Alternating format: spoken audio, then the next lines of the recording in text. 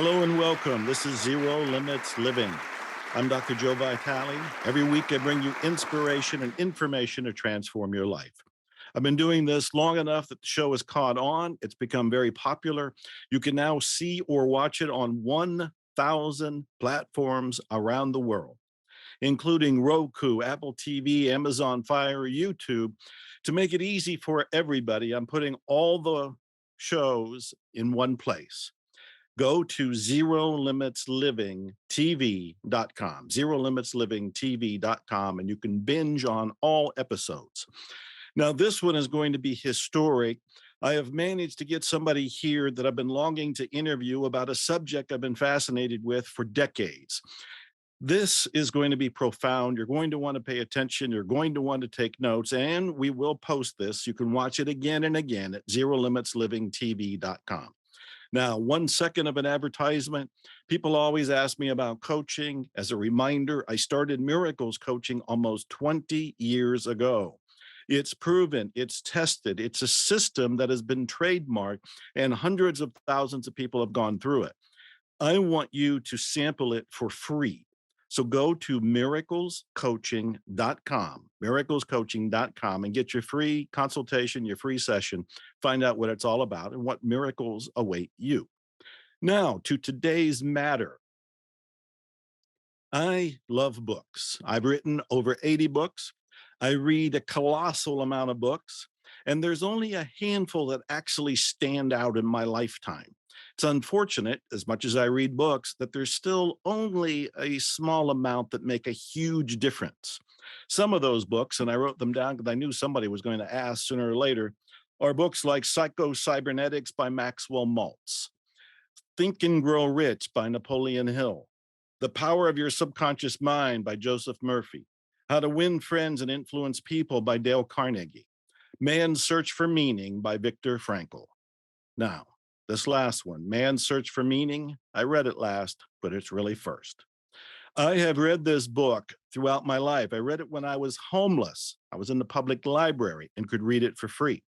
I read it when I was struggling through poverty. I reread it most recently when we were going through the pandemic, COVID, and I personally was going through the loss of family members, and I was going through a divorce. I was looking for meaning. I was looking for hope. I was looking for a life raft. And again, I pulled off the shelf one of the greatest books of all times, Man's Search for Meaning.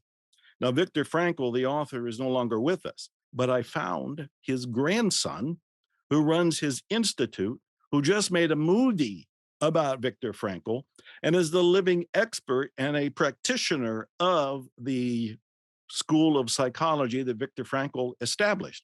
And that's who's my guest today. Now, let me introduce him. Alexander Vesely works as a psychotherapist and freelance director in Europe, the USA, and Latin America. Among other things, he is head of the media archive of the Viktor Frankl Institute in Vienna and founder of the Viktor Frankl Institute of America.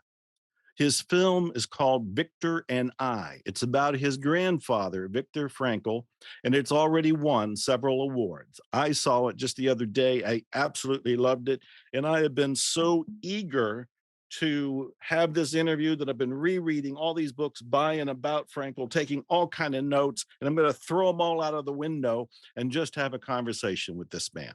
Alex, thank you for joining me. Thank you for the invitation. Of Nice to meet course. Congratulations on your movie. I watched it the other day. I've been longing to see it. And what a work of love. What a you. tribute to a great man. Thank you. Thank you. It took you 2 years to make it, as I understand it. A little over 2 years, yes. Yes. Yeah. And did you have to travel around the world to find people that knew Victor? I did, and I actually I enjoyed that part very much, I more so bet. than the editing. I bet you. Well, I bet you did, because that would be the more fun part, I would imagine. Yes. So for the people that might be joining and they've never heard of Viktor Frankl, and maybe they never heard of Man's Search for Meaning, and they're in for a treat on both counts because these are profound people and books. How, who was Viktor Frankl? How do you describe him to a newbie? Well, I would describe him the same way that he would describe himself. He would just call himself a doctor, Mm, which was his childhood wish to become a doctor. And he grew up in the early 20th century. He was born in 1905 in Vienna. It was a very turbulent time, and it was a time where a lot of traditions were breaking away, and mm, people were searching for new ways to live, for new ways to do politics. It was still monarchy that he was born into, mm, and so it was really an interesting time and place that he was born into. New ideas were being developed, new arts. It was a very vibrant city to Vienna at the time, and there was this new field emerging that had been founded, really, which is modern psychotherapy, had been founded mhm, by Sigmund Freud, who at the time was actually still being ridiculed by a lot of people because he was such a pioneer that people took a while to mm, catch up to what he was talking about. And young Victor, my grandfather, was fascinated by psychoanalysis and by this new form of science that was trying to understand what is going on within people and how do people click, how do they function, mhm, and also what are the ways that you can deal with some of the problems, mental illness, psychological problems that people have, that everyone has. And this problem at the time, which he started to notice it, is that a lot of people lost their orientation. A lot of people were asking, what's the meaning of life, what's the meaning of my life? mhm, And that all the psychotherapists and doctors at the time really didn't find a good answer to those questions. And sometimes they wouldn't answer it at all. They would say, "Well, we're not here for that. We are here mm, to prescribe or to operate or to talk how you can change your lifestyle, maybe, but we're not interested in talking about questions that go beyond that into the existential." yeah. And he saw that this was part of human existence, and that this was not something that's on the periphery, but that is actually central. And it is a central question. It is a good question to ask. And it is also a question that very much relates to well-being, emotional well-being and stability, and the capacity of us to cope with difficulties in life. It's fascinating. You mentioned Freud. He actually met Freud at one point, and Freud saw something in him, as I recollect, and sent one of his articles to be published when he was very young.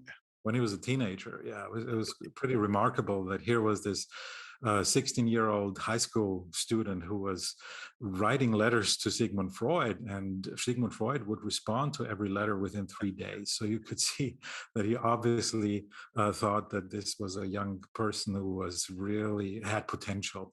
Yes, but the irony of the whole thing is that Viktor Frankl ends up being a type of student disciple of Freud and then later parts with him. He does the same thing with one of the other big figures and heroes of that time, Alfred Adler. Mhm. And Adler also sees something in Viktor Frankl and also encourages him and also helps get one of those early papers published. This is just fascinating. You wonder what's going on with the stars and what's in the water in Vienna that all of these people are joining together Yeah. and doing amazing things that are still lasting forever today.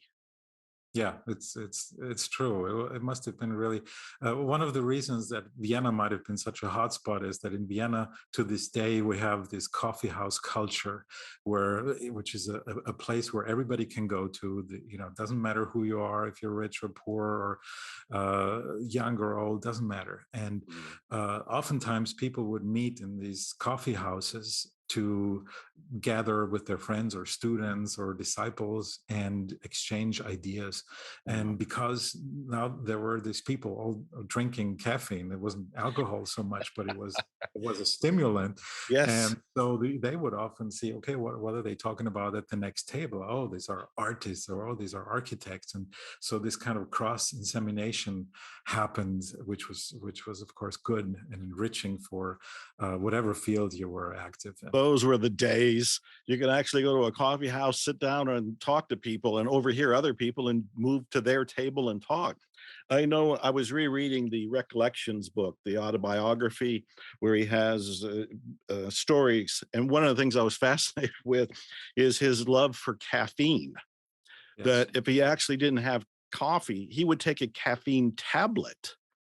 He popped caffeine. And I know from your film, when there's excerpts of him speaking, he seems caffeinated. That's true. he, He used to quip. He used to say that you can measure the quality, or you can see the quality of the coffee he had by the quality of his presentation. is that right? That's hysterical. Well, the other thing that's we haven't touched on yet, and if people are new to Viktor Frankl and they haven't heard of or read the book Man's Search for Meaning, is they don't know about the concentration camp experience. He may have been searching for meaning and helping people find meaning and exploring that as a psychological, philosophical aspect of his life, but it got tested in the cruelest way. And do you want to talk about that for a moment or Yeah. two so people are Sure. brought up to speed? Yeah. So, well, he happened to be Jewish at the time when that was a problem, and at a Yes. place where that was a problem in Vienna in the 1930s. And well, from history lessons, we know that when Nazi Germany was taking over most of Central Europe and also Austria, it was a very difficult time for not just Jewish people, but a lot of groups that Hmm. the Nazis declared enemies. Hmm. And so he had to make some difficult decisions. He was already a doctor. He had already developed his own theories, as you mentioned. So he had learned from Freud, he had learned from Adler, but at some point he said, I don't think I should learn, or there's more to learn from me from these people, but I'd Hmm. rather learn from my patients. And so he started observing and taking notes, and he was the head of the of a pavilion of the Steinhof Mental Hospital, where he was dealing with suicidal patients. So he was constantly trying to find out what are the ways of how to treat people who are in despair.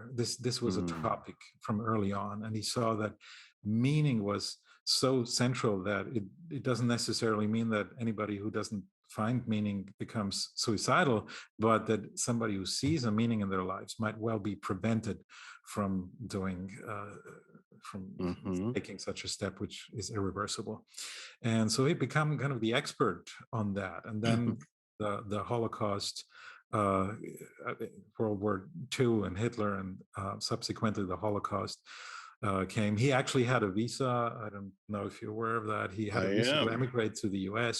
Yes. and but he, in the last moment, decided not to. Um, Emigrate because as a doctor he had Yeah. still some leeway, and one of the perks of being a doctor was that for a long part into the early 1940s, doctors and their families were protected from deportation. Yeah. And so he knew that if he left the country, that his parents, who were in their 70s and 80s, they would no longer have that protection. And so he decided to stay and kind of share his faith with their faith and give them the best protection that he could. At the time, everybody was hoping too that the war would come to an end soon, Yeah. which unfortunately didn't happen. And he was, uh, along with his family and his first wife, they were all deported first to a ghetto in Terezin, where they stayed for almost a year, and then further on to Auschwitz, and from there into 4 other camps. He was only 3 days in Auschwitz, and then brought to other camps like Dachau, and the last one was Turkheim, where he was later liberated in 1945.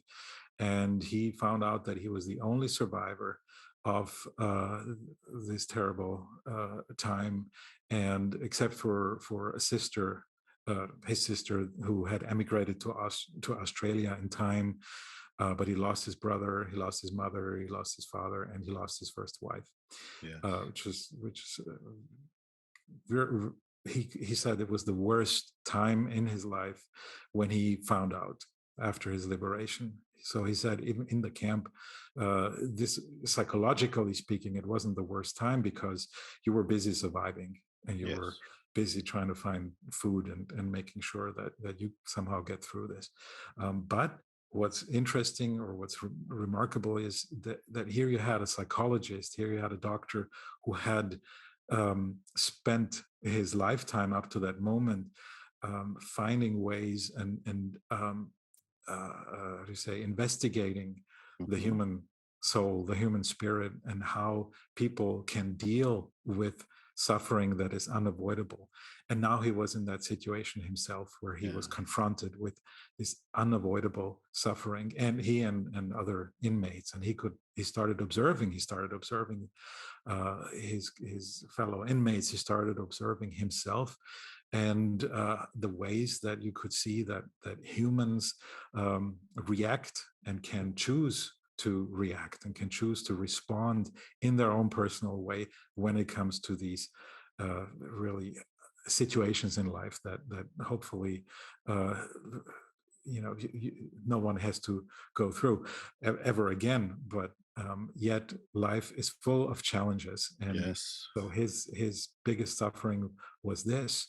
But he always said everyone has their share of suffering that they have to face, and so it wouldn't be fair to compare and to say, oh well, what you experienced was worse than what I'm experiencing, because whatever is your worst experience is the challenge that you have to take on. And he found that we still have some freedom in how we face those challenges. Yes.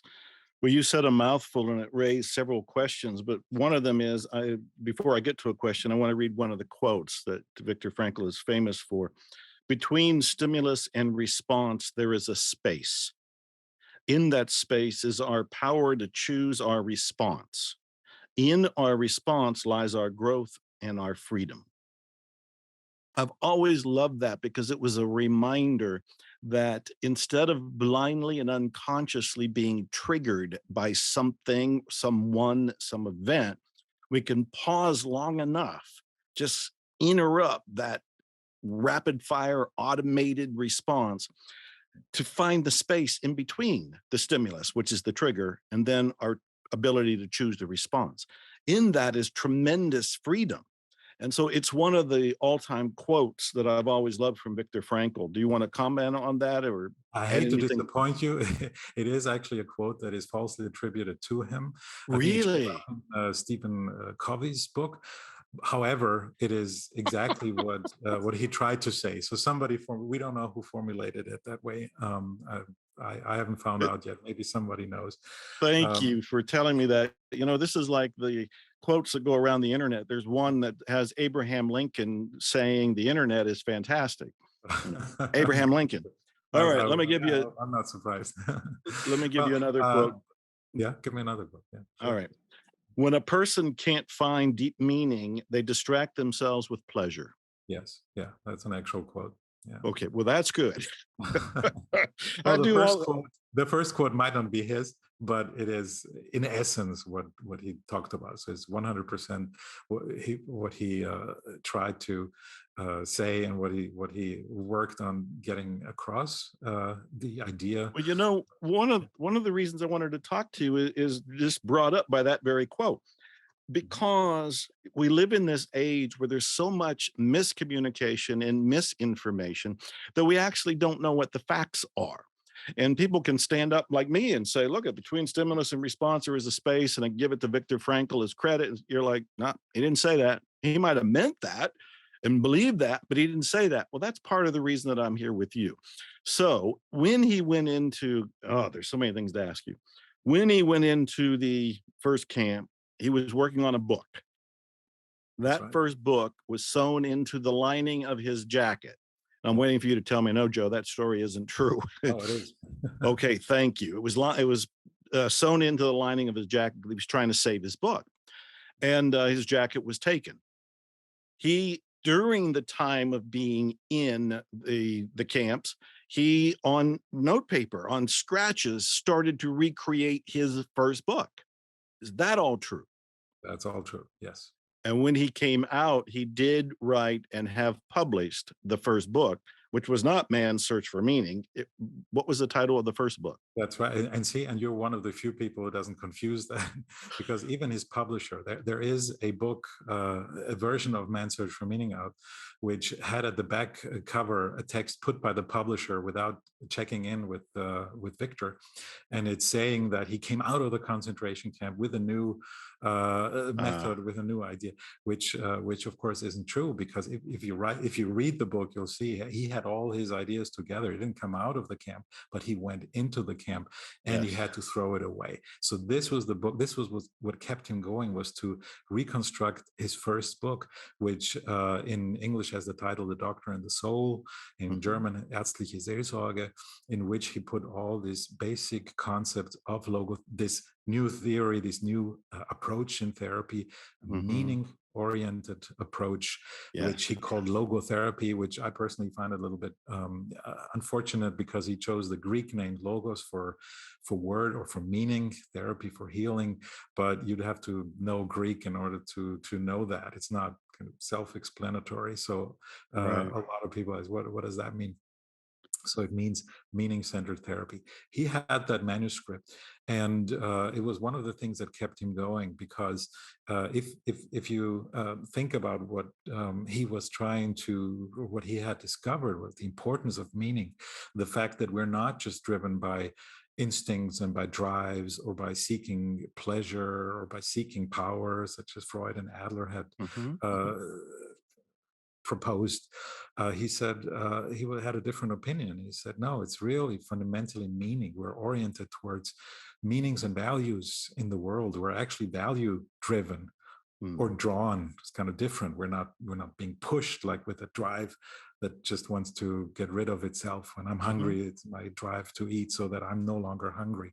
But if I see something of value, something that is of importance, an importance that goes beyond just my own needs, but something that's objectively of value in the world, a task, or it can be another person, loving another Mhm. person.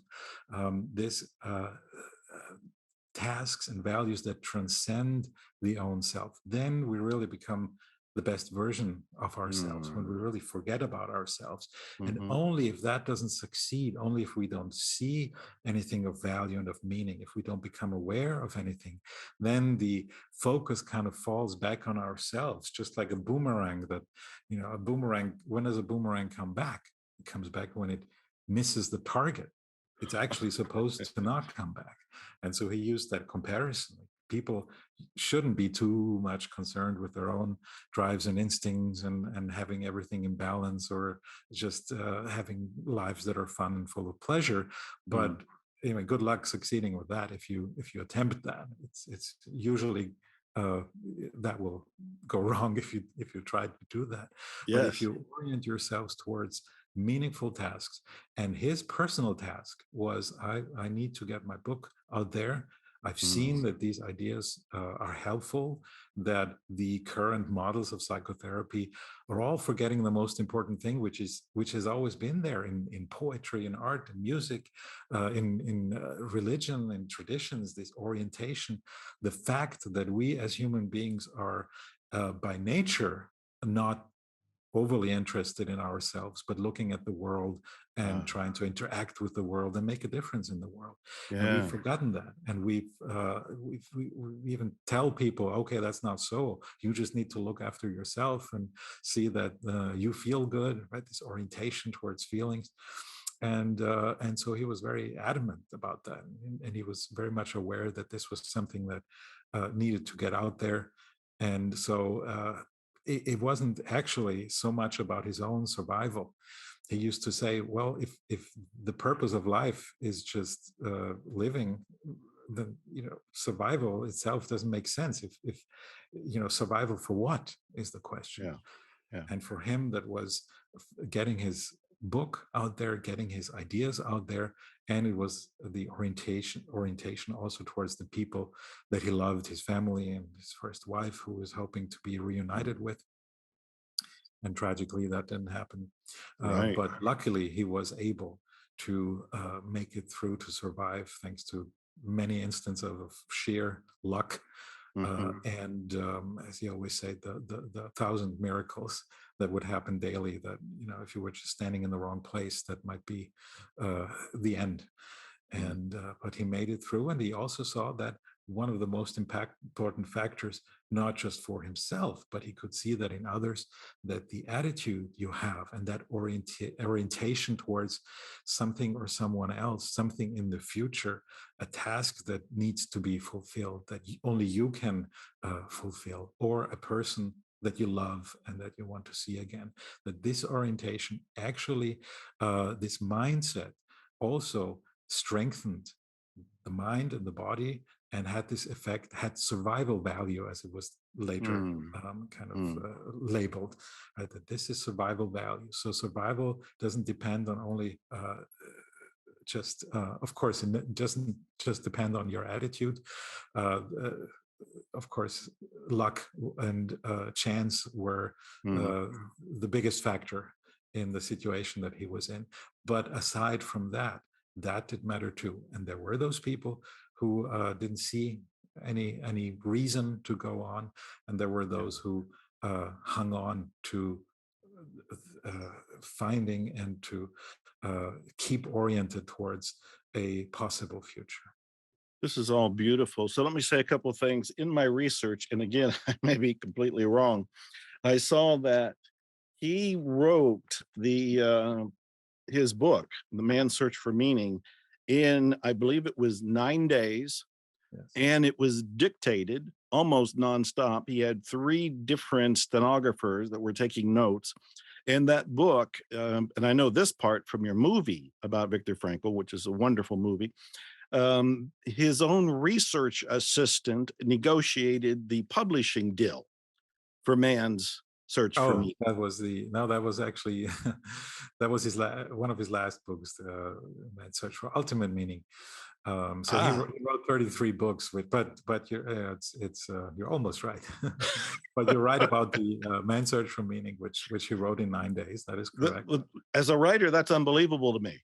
All this time I was Yeah. thinking, well, he chiseled this book over years. He probably spent 10 years writing Man's Search for Meaning. And then when Yeah. I know I'm going to interview you and I start digging into some research that's true and some that's off the mark, I find out that he did it in 9 days and he spoke it. He And he did, dictated and it. yeah, he did. Yeah, he did that for most of his life. I think only the first manuscript he had still written himself.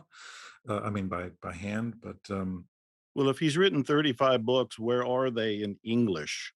Because well, there's only two or three, maybe a handful. And a again, I know handful. a Yeah, handful. Are the others coming? yeah. Some of them are in the works, and there are new books coming too, because he wrote so many texts and articles, and Hmm. some of that is being translated, and there will be more books coming out, and Well, that's which good. which is, I agree, which is about time. He never actually, Man's Search for Meaning was a book that he only wrote because when he, so we talked about the manuscript that he had to throw away. A Hmm. copy of it survived, that he had given a friend who luckily survived, his best friend Paul Pollack, and so he could get his manuscript, a copy of it back, and then Oh. together with the notes that he had made in the camps, he would rewrite that book and give it to a publisher who loved it, and said, we're going to publish it. My grandfather himself, thought that the new version wasn't actually as good as the old one. Um, but his publisher disagreed, and he said that he was particularly fond of the little chapter he had added in the back of the book about the psychology of the concentration camp. Ah, And so yeah. he asked my grandfather, would you actually consider writing a whole book on this experience? Because this is something that people would like to hear. And my grandfather agreed. He himself didn't even have the initiative. It wasn't his idea at Uh, first to write about his experiences. He thought this was a very personal uh, experience, but it was also a very cathartic experience for him. mhm. I think that is clear when you see he was kind of writing getting it out of his soul, uh, in 9 days. Well, Hardly if he sleep. was speaking it in 9 days and three different people were taking turns Yeah. keeping up with him, I know he was drinking really strong black coffee. Well, I still knew him when he was in his 80s and 90s, and he could wear you out. He had a lot of energy. That's wonderful to hear. So I want to ask you a specific question, but to get there, I need to dissect logotherapy a little bit. As I understand it, Viktor Frankl taught that there were at least three ways to find meaning. And again, I can be completely wrong here. Well, what do I know? So I'm Correct. putting it out there. Is the very first one is with a task. So you're being asked to, for me, I often will have a book that I think is really important, and so I will put my focus on the book. This is the next thing for me to do. It's given me meaning. It's given me drive. I want to do this book. It's outside of myself. It's for other people. So the very first thing is a task, and the second thing, as I understand it, is a love, which means like his first wife, which he lost, but he also had a second wife, which they were with, as I understand it, for a very long time. So a love. And then the third is the actual attitude you have towards whatever is going on. This is one of the reasons the book Man's Search for Meaning is so powerful for people that are, they got a life threatening disease, they're in prison or concentration camp. When they come across this book, even me going through COVID, divorce, and all of the things that were happening to me over the last few years, it reminded me that I had choice on how I looked at it. It reminded me that my attitude could create meaning. Now, am I right on any of this? Yeah, the 99%. Really good. What's the Really one good. percent that we need to You correct or passed the explain? test. Well, I mean, the three categories, that's exactly right. He would make it a little more open even. So he would, the things that we do, the things that we create. So that's would be your book.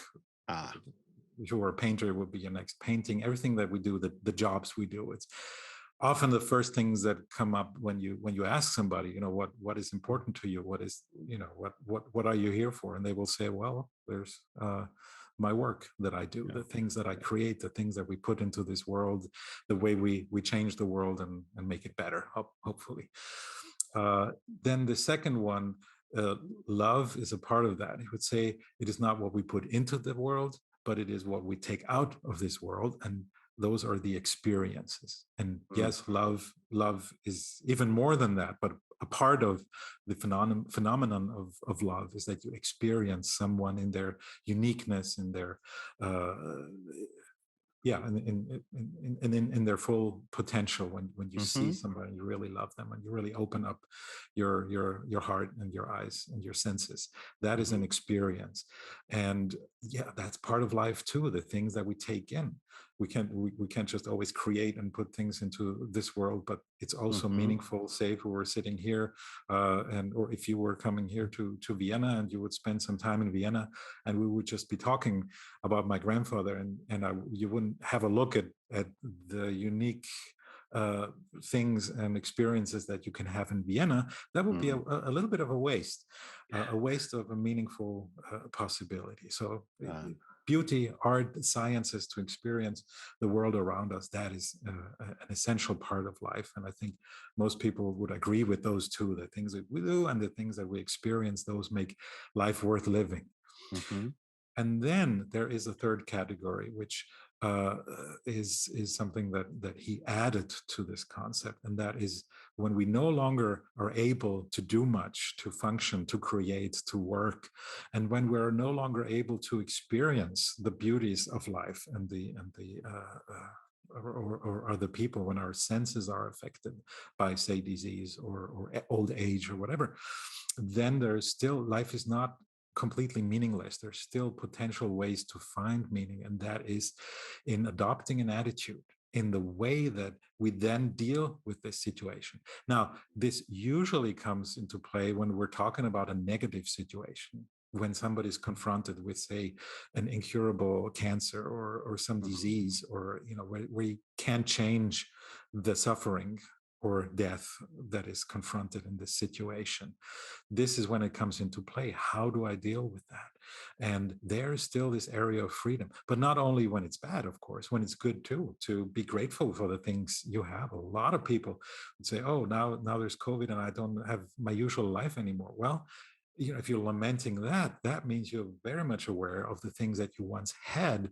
And well, other people's don't have those things that we all took for granted. So Mm. there's always an attitude shift possible, and we're talking about real situations, about real life, and there can be people who have comparably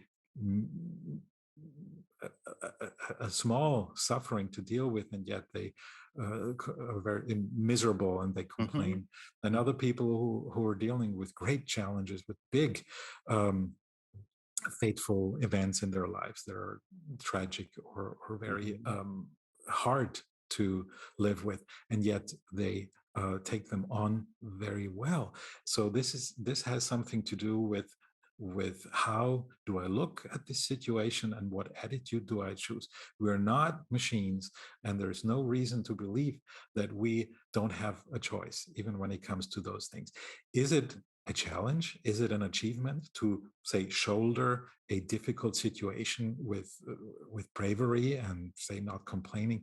Yes, it is, and that's why he said the taking an attitude, finding a way, a good way, a meaningful way to deal with, say, suffering is not the priority. The priority is to do something about it, to change it if you can, of Mm. course.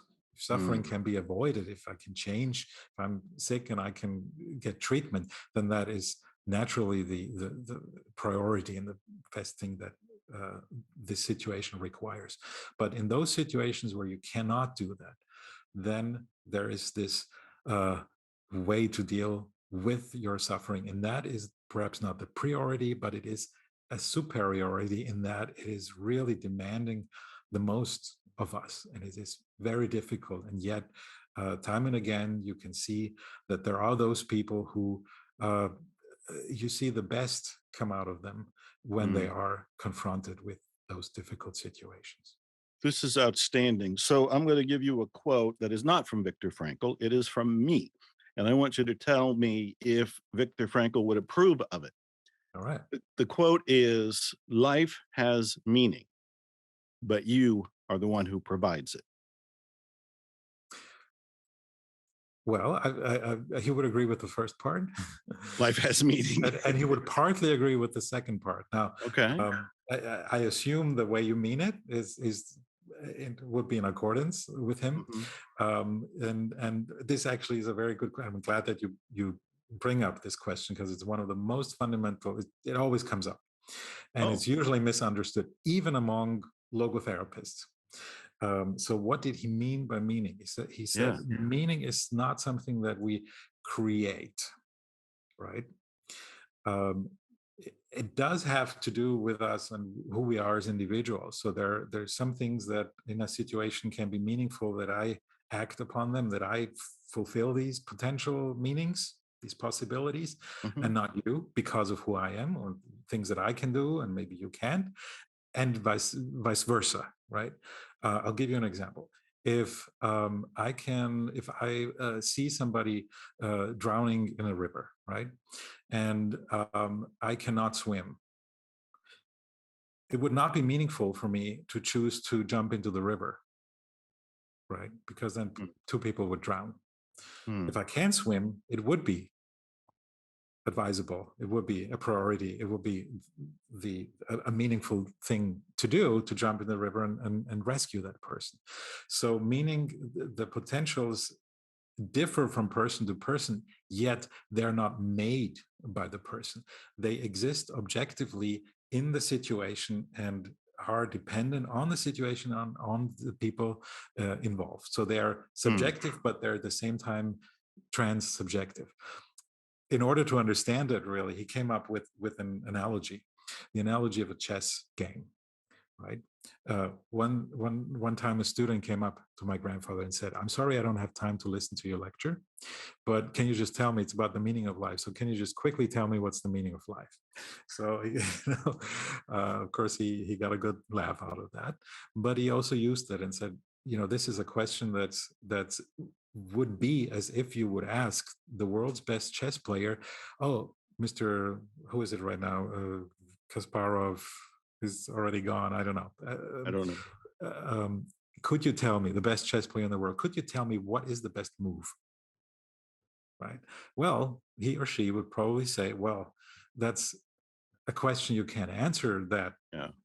simple simply because it depends on the situation of the game, the Mm-hmm. status of the game, where are the figures. Mm. It depends on the two players and their individual psychology and Mm-hmm. strategies, and only if you put all these factors into the mix, into the computer, Mm-hmm. you can Mm-hmm. say, under these circumstances, Right. this or that is most likely the best move, but you still might not be 100% sure, because there are always going to be surprises. This is So, fascinating. Yeah. right, but so the potential move is out there. It's not that I say, "Oh, well, if I think that's the most meaningful move to make, then that is objectively the case." No, you can make a bad move and it's totally meaningless. And there are a lot of people who feel, a lot of people, but there are people who feel what they're doing is highly meaningful. I always say the example, Hitler probably had the feeling Mm. that what he was doing was highly Mm. meaningful. So, Mm. if you support this idea as meaning is just whatever I say is meaningful, and meaning is created by us, well, then you would say Hitler had a very creative mind and a very meaningful life. And yet, I think most of us would disagree with that very much so. And then on the other hand, you have people who perhaps don't feel that what they are doing is so meaningful. I like the example that of say a painter, say Vincent van Gogh. Now, I'm not an expert on Vincent van Gogh, but what I read is that he never sold a painting in his life. Mhm. So he probably thought that he was a failure, that he missed the meaning of Mm. his life, that he had failed as an artist. And yet, would anybody uh, say that the life of Vincent van Gogh was meaningless?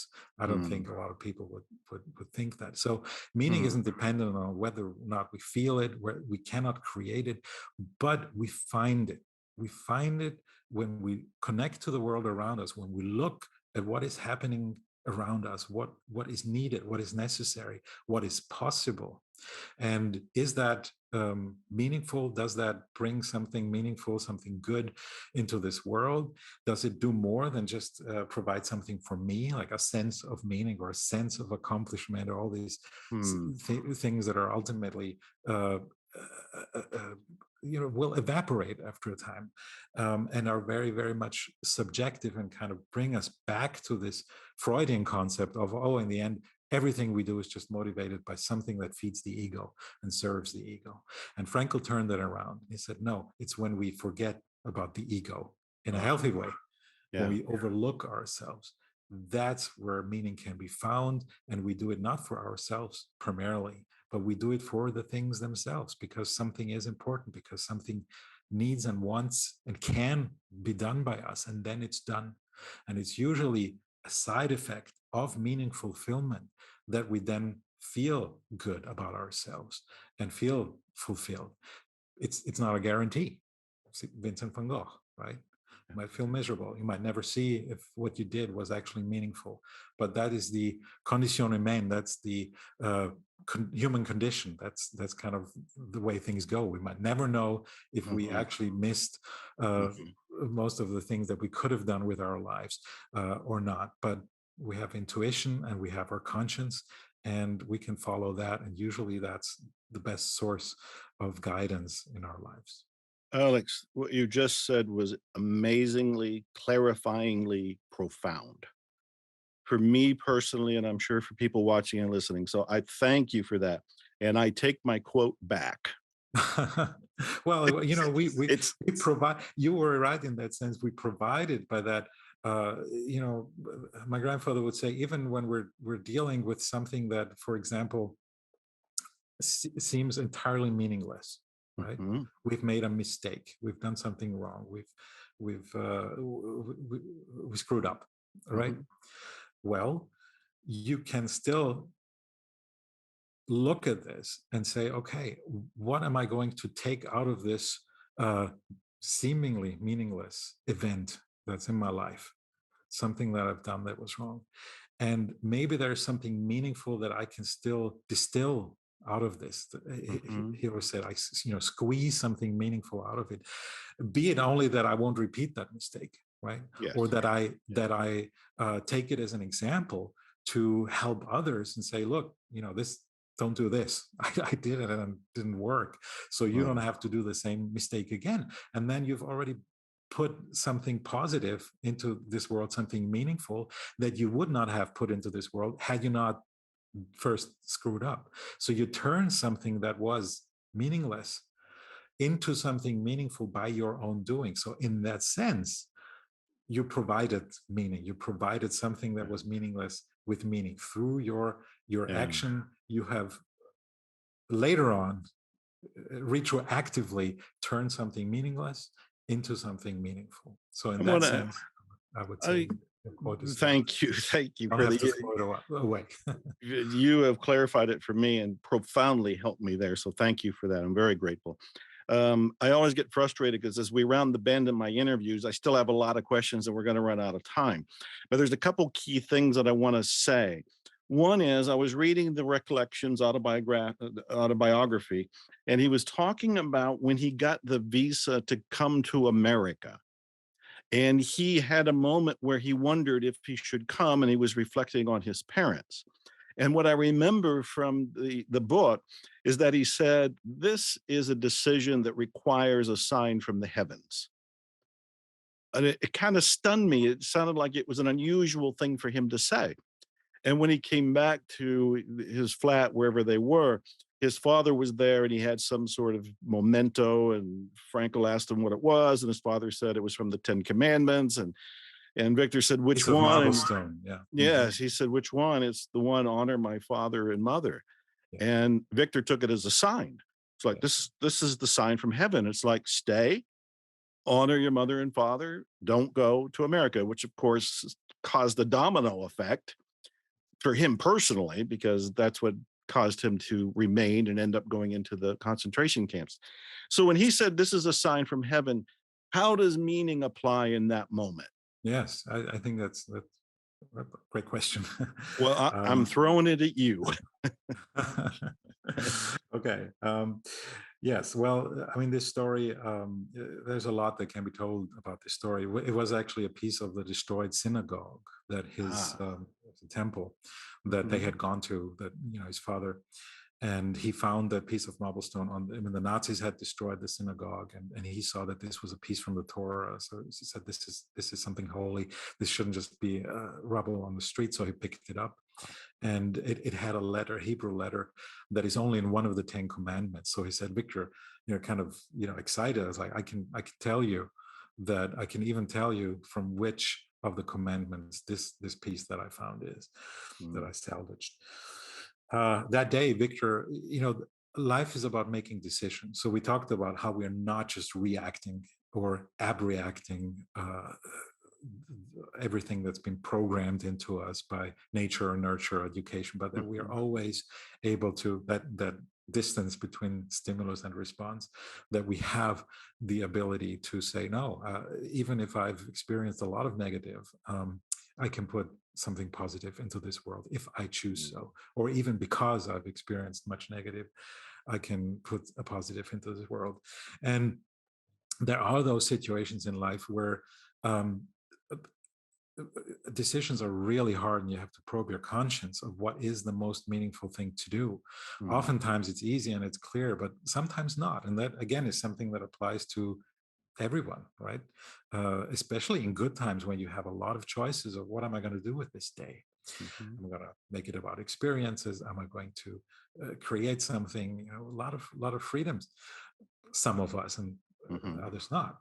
But this is something that where you really have to be careful and diligent in making your decisions when there's equally a lot attached to, should I do this or that? And so his predicament was, should he save his own life and the life, if you like, of his creation, which was logotherapy. He could have gone to the US. It was a time that Mhm. where new ideas were being welcomed in the field. He could have brought this approach to many people and helped many people. And he saw that it actually saved a lot of lives. He had done that in Vienna. He actually brought the suicide rate in among Viennese students down to zero. This is actually what put his name on the map years before that. Ah, So this was a responsibility that he had. I need to make sure that I get my ideas out there. mm, So should he do that, or his responsibility towards his parents and the people that he loved? And I personally think, from having known him, that whether or not this piece of marble stone, which was kind of, seems like that was really the hint from heaven that he had mhm. asked for when he was walking the streets of Vienna, and he sat down in a church. All the temples were gone, so there was only a church, and he sat there and pondered and didn't come up with a solution, with the right answer. I personally think that he would have stayed anyway, because Mm, he always put people first, and mm, he always put others first. And mhm. I don't think there